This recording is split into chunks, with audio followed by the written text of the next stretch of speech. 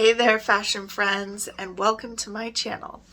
My name is Emma, and today I would like to introduce you to my new series thing. It's not really a series, my new thing on my channel, which is going to be fashion talks.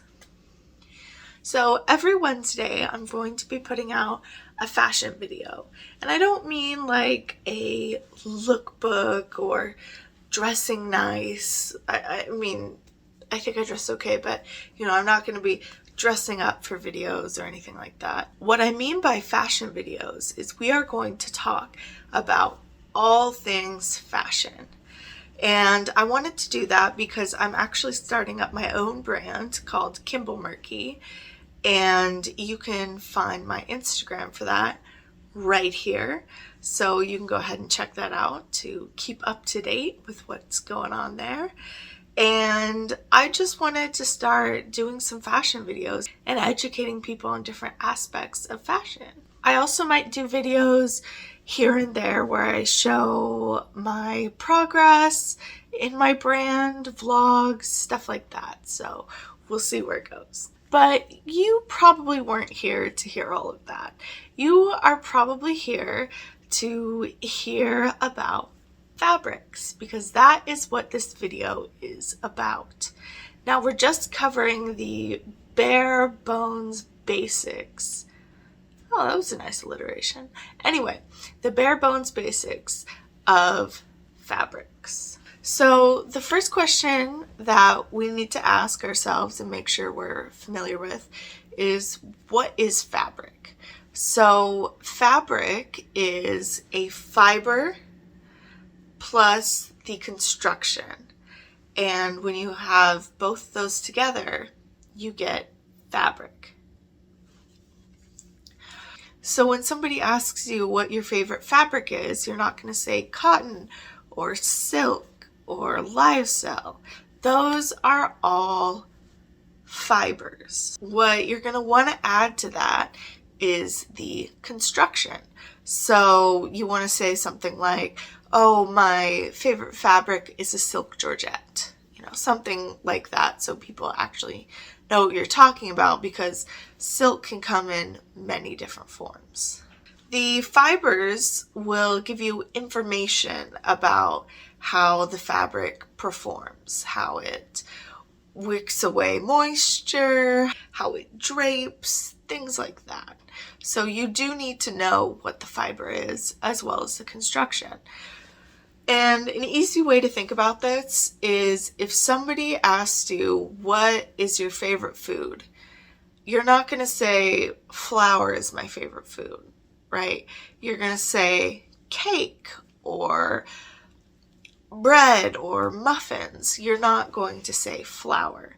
That's just a piece of what those food items are. So there are two types of fabrics out there. We have natural and we have man-made. Natural fabrics are either animal-based or plant-based. Man-made fibers are pretty much exactly what they sound like. They're fibers that people have created. Some examples of natural fiber include silk, that comes from silkworms, wool, camel hair, lyocell, bamboo, stuff like that. For man-made fibers, you have stuff like spandex, rayon, acrylics, things like that. Fibers also come in different forms. I know I said those are the two forms, but there are other categories, and two of the categories are staple fibers and filament fibers. So what staple fibers are, they are very short fibers. So if you think of things like cotton is in very short strands. Now, you also have filament fibers, which are long strands. So that comes with polyester or silk.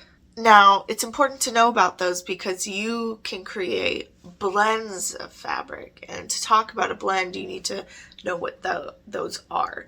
So a good blend that often happens is cotton polyester. So what you do is you have the polyester core, the long polyester core, with the cotton fibers around it.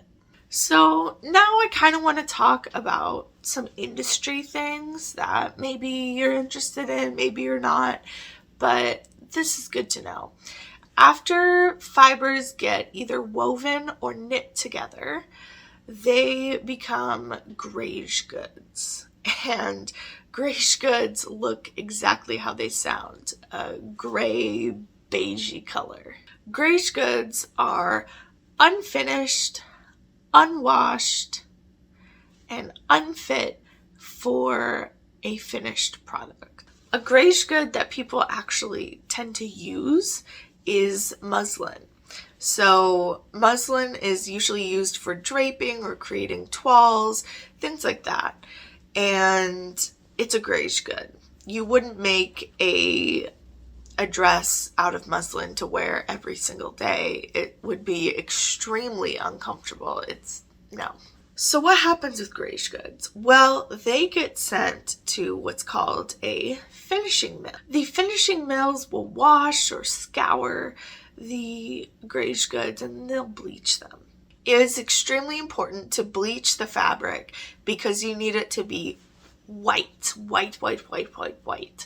Because like I said before, the grayish goods are that weird gray beigey color. If you put a dye on top of that, both of those colors are going to mix and they may not create the color you were looking for. So you need a blank canvas that has no color, it's white, so that you can get the colors that you actually want. So after the fabrics have been scoured and bleached, they become either PFDs, not PDFs, PFDs, which means prepared for dyeing, or PFPs, prepared for printing. That basically is what it sounds like. The fabric is either ready to be dyed and sent off as a solid color, or it's ready to have a print put on it. So if a designer comes up with their own print that they want, they can order the fabric, this PFP, and print over top of it. And then after the fabric is either dyed or printed, you can add finishes to it. A common finish is waterproofing. So you're going to put something over top of it to finish it off to make it waterproof. Now I want to talk about different types of fabrics. So one thing I want to talk about is dead stock fabrics. If you are looking to be a more sustainable fashion brand, or maybe you just want to be more sustainable when you're making your own clothes, you can look for what's called dead stock fabric. Dead stock fabric is fabric that companies or brands will use, and they made too much, or they are discontinuing whatever color or print it is, and you can actually buy that and use that for your own products. Now the thing is with dead stock fabrics is if you're selling it and a lot of people get really interested in it, you can only make so much because you cannot get that fabric again.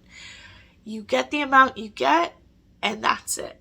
Now there are 4 categories of different materials, and I would like to talk about each one. So our first category is woven fabrics. And woven means that the fibers have been woven together. So they've been put together at 90-degree angles. So that makes a woven fabric. Then you have knit fabrics, which are essentially a series of loops. If you've ever, knit a sweater or something, you know that it's a series of loops. Usually you can tell if something is a knit just from looking at it, if it's stretchy. And one of the great things about knits is they do not fray. So you can not finish the edge and pretty much get away with it unless you are selling it. Then you want to definitely finish off your edges. It looks very unprofessional if you don't, but if you're just making it for yourself, you don't necessarily need to finish the edges of, say, a jersey dress because it won't fray. After that, you have a category called non-wovens. And you're probably wondering, well, why doesn't knits fall under non-wovens? Isn't anything that's not woven a non-woven? I mean, technically you're correct, but this is just how it was named. I didn't name it. I didn't create this structure. This is just what it is. And a great example of non-wovens is felt. So felt is when you take all these, yarns, also known as threads, but all these yarns and fibers, and you just mix them together in like water or something, and they just get really tangled up together and twisted and matted, and then when it dries you get this fabric that won't fray, which is great, which is why you often see kids using it to make different shapes and stuff like that. The edges will not come apart and it's very sturdy. Some interfacings are non-wovens. They are filaments that are melted together. After that, you have hides. Hides are, animal skins, so leather, suede, furs, things like that, but not faux furs. Just let's be clear on that, because faux furs are actually a knit because of the backing that's on it. So do not include faux fur with hides. It's not a hide. You also have shearling, which has like the hair on one side and the leather on the back. So you will have you can make like a nice coat out of it, like a nice like wool inside, with the skin on the outside. It's like a collar or something like that. And the last thing I want to talk about is weights and just a couple other things about the fabric. You'll see. So when we talk about weights, you have your bottom weights and your top weights. So bottom weights are things that you're going to want to create like pants out of, or skirts, things like that. That's a bottom weight. It tends to be heavier and structured. A top weight is also known as a blouse weight. You're going to want to use that for, shirts and stuff like that. Often chiffon comes to mind. And the last thing I want to talk about, just throwing it in here, is the different grains of fabric. So you are always going to want to cut your fabric on a certain grain, and you want to know what grain you need to cut on, okay? Because you're either cutting on the straight grain, the cross grain, or on the bias. So let's kind of talk about that. The straight grain is known as the warp. The cross grain is known as the weft. So how can you remember those terms? Well, the cross grain goes across. So you can think of across, cross. Okay, that's cross grain. But you can also think of it as weft, kind of sounds like left. So weft to right. Anyway, and the straight grain is the one that doesn't go from left to right. That's the warp.